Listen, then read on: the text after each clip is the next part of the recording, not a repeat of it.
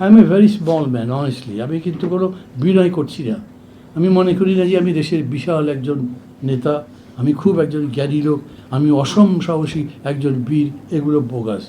মানে এরকম হয়েছে না যে একটা গল্পে শুনেছেন, মানে সাগরের মধ্যে ডুবে একজন মানুষ ডুবে গেছে, জাহাজের মধ্যে সবাই হইচই করছে, একটা লোক ঝাঁপ দিয়ে পড়লো নিচে, লোকটাকে উদ্ধার করেছে। ফলে জিজ্ঞেস করছে, সত্যি আপনাকে ধন্যবাদ দিতে হবে, আপনি কত সাহসী। ও বলেছে, ভাই আমি খুঁজছি, আমাকে ধাক্কা দিল কে, আমি তো নাম্বার ছিলাম না। আমার বিষয়টা হচ্ছে, দেখছি যা, যখন মানতে পারছি না তখন বলছি, তখন আমার হিসাবের মধ্যে থাকছে না আমার কি পরিণতি হবে, আমি বলছি, এখনও বলি তাই। এবং এই কারণে আমার বন্ধু শত্রু হয়ে যেতে পারে, আমার সৌভাগ্য বন্ধু শত্রু হচ্ছে না। বন্ধুরা বুঝতে পারছে আমি যুক্তির সাথে বলছি, এবং আমি মনে করি বলাটা চালিয়েই যেতে হবে। আমি ডক্টর ইউনূসকে খুব সাপোর্ট করি, যখন উনি বলেন আপনাদের কথা বলেন, যা বলতে চান তা বলেন, আমাকে সমালোচনা করতে চান সমালোচনা করেন, নাহলে আমি ভালোভাবে শিখবো কীরকম করে। উনি যদি কথা বানিয়েও বলেন তবু কথাটা ভালো, অতএব কথাটা বলতে হবে। এবং সেই কথাই আমি বলছি, মানুষকে তো এখন সিদ্ধান্ত নিতে হবে। নির্বাচন খুব ভালো হওয়া দরকার, আমি তো মানি, সবাই মানবে। যার কাছে যান তিনি বলবেন নির্বাচন ভালো হওয়া দরকার। আচ্ছা, ৭০ নির্বাচনটা কেমন হয়েছিল?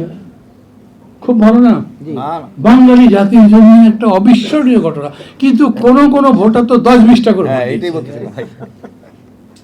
আমি নিজেই দিয়েছি কতগুলো ভোট, আমি বুঝি না ভোট মানে বেশি ভোট মানে কি, ওই আর একবার যাও, ওই কালিও লাগায় না, কিচ্ছু করে ঘুরে বেড়াচ্ছি। ওই ভোট তো আমি চাচ্ছি না, আমি জেনুইন ভোট চাচ্ছি। মানুষ যাতে বোঝে, শেখে, এবং মানুষ যেন বোঝে তার রেসপন্সিবিলিটি। সে যে একটা ভোট দিচ্ছে, এই ভোটের বিনিময়ে সে এই দেশের মালিক হচ্ছে, এই দেশের শাসক হচ্ছে। ওইটা যদি সে না শিখতে পারে, এই শিক্ষা কি দেওয়া হচ্ছে কোথাও? এডুকেশন আছে? কোনো পলিটিক্যাল পার্টি তার রাজনৈতিক কর্মীদের, নেতাদেরকে বোঝাচ্ছে যে তোমার দায়িত্ব কি এই ভোটের মধ্যে? না। এই যে কেউ কেউ বলেছেন, আমিও বলেছি, এবং যারা বলেছেন তাদের ধন্যবাদ দিই, সংস্কার নিয়ে যে এত কথাবার্তা হচ্ছে না, 100টা পণ্যের উপরে ভ্যাট দিয়ে চালু করে দিয়েছেন। তারপর আবার কিসের সংস্কার? ওটাই তো সংস্কার। খা বা না খা, মর বা না মর, আমার তো IMF-কে মানতে হবে। পিওরলি সবাই বলেছে IMF-এর সাজেশন, সেটাতে চলছে। এরপরে ওয়ার্ল্ড ব্যাংক যে সাজেশন দেবে তাই হচ্ছে। তাহলে সংস্কার মানেটা কি? যে কোনোভাবেই বলেন না কেন, যেরকম বলি বিপ্লবটা কি, যদি কোনো বিষয় বা বস্তুর গুণগত রূপান্তর হয়, পরিবর্তন হয়, তা না হলে আপনি তাকে তো বিপ্লব কিংবা তাকে একটা গুণগত রূপান্তরের কথা বলতে পারবেন না। আমরাও যখন সংস্কার করছি, তার মানে কি, জিনিসটা এখন যা আছে তার চেয়ে ভালো করতে চাই। সেরকম কি হয়েছে? সেরকম যদি টাইমের কিছু থাকে বললাম, টাইমের কনস্ট্যান্ট হলে আগেই বলবেন। সেরকম যদি কোনো কিছু হয়, তাহলে আমাকে নিশ্চিতভাবে বলতে হবে ওই গুণের দিকে যান। এই গভর্নমেন্ট কি করবে এখন? সংস্কার করবে? আপনি ইলেকশনের মানে নির্বাচন, এই কী বলে, কাঠামোগত ব্যবস্থা বলেন, কিংবা সংবিধানের সংস্কারের কথা বলেন, বা 15টা যে কমিশন করা হয়েছে প্রত্যেকটার কথা বলেন, কোনো কমিশনেরই কোনো রাইট নাই সংসদে ছাড়া সেগুলো পাশ করতে পারবে না। এটা একটা রাজনৈতিক দল পজিশন নিয়েছে। তো আমি তাদেরকে জিজ্ঞেস করলাম যে ভাই, আমরা 40টা পার্টি বসলাম, বসবার পরে ধরেন 4টা পয়েন্টে একমত হয়েছি যে এই কটা ব্যাপারে সংস্কার করা যায়, করা যাবে, সেটা ওনারা এটার কোনো জবাব দিচ্ছেন না। মানে এই জবাব দিলে তো মানতে হয় যে সবই পার্লামেন্টের মধ্যে যেতে হবে, এমন কোনো কথা নেই। ওনারা নিজেরাই বলছেন 2 টার্মের বেশি, 2 কনজিকিউটিভ টার্মের বেশি প্রাইম মিনিস্টার হওয়া যাবে না। তো এটা আমি আইন বানিয়ে দিতে পারি না। আইনটা কীরকম করবো? এলএফওর মতো অ্যাগ্রিড দ্যাট নেক্সট পার্লামেন্টে যাবার পরে এইটা আইনে পরিণত হবে অটোমেটিক্যালি, বিকজ আমরা সবাই অ্যাগ্রি করেছি। এর উদাহরণ আছে না? শাহাবুদ্দিন সাহেবকে আমরা কি করেছিলাম? প্রধান বিচারপতি থেকে রাষ্ট্রপতি বানিয়ে দিয়েছিলাম, রাষ্ট্রপতি থেকে আবার প্রধান বিচারপতি বানিয়ে দিয়েছিলাম, বিকজ ন্যাশনাল কনসেনসাস ছিল। এখন আমরাও বলছি জাতীয় ঐক্যমত যদি হয় তাহলে সবই করতে পারি।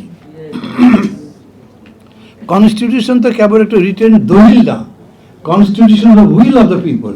এখন জনগণ যদি একমত হয়ে বললো যে এই আমাদের ইচ্ছা, তাহলে সেইটা বাস্তবায়ন করব। সেটার পথে কনস্টিটিউশন বা কোনো বিধান, আইন বাধা হতে পারে না। কিন্তু আমরা তা বলছি না। ডক্টর ইউনূস যখন বলেন যে ঐক্যমত্যের ভিত্তিতেই আমাদেরকে সংস্কার করতে হবে, তখন ঠিকই কথা বলেন। জোর করে করবেন নাকি? আপনি চাপিয়ে দিতে পারবেন? দেবেন না, দিতে পারবেন না। কিন্তু যদি ঐকমত্য না হয় তাহলে কি? ইউনূস সাহেব কি বলেছেন? আমি ভোট দিয়ে চলে যাব। আচ্ছা, যদি ইউনূস সাহেব ভোটের আগেই চলে যায় তাহলে কি হবে বলেন তো? ওনার এমন মেজাজ খারাপ হয়ে গেলে, দূর এদের দিয়ে কিচ্ছু হবে না, আমি থাকবো না। যদি চলে যায় তখন কি হবে? একটাই ওয়ে আছে, তখন মার্শাল্লাহ হতে হবে, গভর্নমেন্ট করবে কাকে দিয়ে, আর করা যাবে না তো।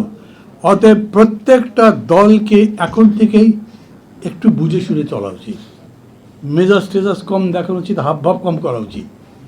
আপনি যেই হন, যত বড় হন, আপনাকে জনগণের ইচ্ছার কাছে নতি স্বীকার করতে হবে। এটা জোরে করে বলতে হবে আমাদেরকে, এবং শক্তি নিয়ে, সাহস নিয়ে বলতে হবে। আপনি যত বড় হন, আপনি জনগণের ইচ্ছার বাইরে যেতে পারবেন না। আর মানুষকে বলেন, আপনি যে ভালো কোনো কিছু চান কখন পাবেন? খালি সংস্কার সংস্কার বললে তো পাবেন না। আপনি পাবেন আজকে যে সংস্কার হচ্ছে, সেই সংস্কার এর পরে কোনো পার্টি যদি 2/3 পেয়ে যায়, অথবা কোনো পার্টি যদি একটা বন্ধু জুটিয়ে দিতে পারে, সেটা নিয়ে 2/3 হয়ে যায়, তো সবই বাতিল করে দেবে। ধরেন আগেই সংস্কার হলো, তারপর তো বাতিল করে দিতে পারে।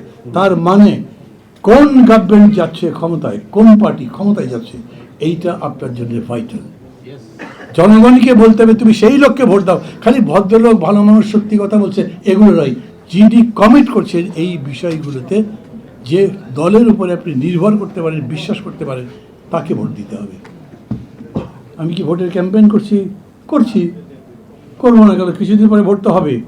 সেই ভোটের সময়কে আমি বলতে পারবো না ভালো লোককে ভোট দাও?